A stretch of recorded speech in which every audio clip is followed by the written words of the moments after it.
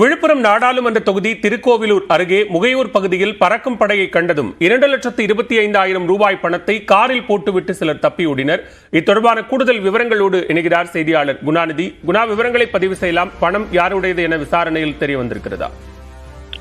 வணக்கம் பாலவேல். அதாவது விழுப்புரம் நாடாளுமன்ற தொகுதிக்குட்பட்ட திருக்கோவிலூர் அடுத்த முகையூர் பகுதிகளில் நேற்று இரவு தேர்தலுக்காக பணம் பட்டுவாடா செய்யப்படுவதாக தேர்தல் பறக்கும் படை அதிகாரிகளுக்கு ரகசிய தகவல் கிடைத்துள்ளது. அதன் அடிப்படையில் அப்பகுதியில் தேர்தல் பறக்கும் படை அதிகாரி ஜவஹர் தலைமையில அதிகாரிகள் தொடர்ச்சியாக கண்காணிப்பு பணியில் ஈடுபட்டிருந்தாங்க.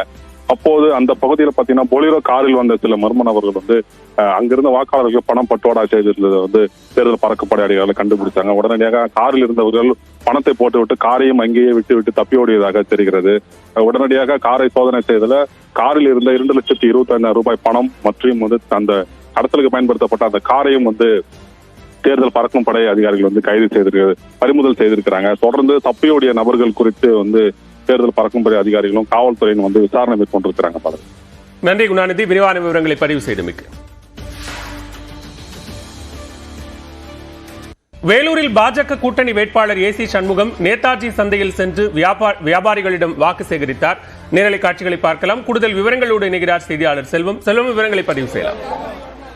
கண்டிப்பாக பாலவேல். வேலூர் மாவட்டத்தில் பாரதிய ஜனதா கூட்டணி கட்சியான போட்டியிடும் புதிய நீதி கட்சியின் தலைவர் ஏசி சண்முகம் தாமரை சின்னத்தில் போட்டியிடுகிறார். இன்று அவர் வேலூரில் இறுதிக்கட்ட பிரச்சாரத்தை மேற்கொண்டு வருகிறார். ஏசி சண்முகம் தற்போது வேலூரில் உள்ள நேதாஜி மார்க்கெட்டில் உள்ள வியாபாரிகளிடம் நேரில் சென்று தற்போது அவர் பிரச்சாரத்தை மேற்கொண்டுள்ளார்.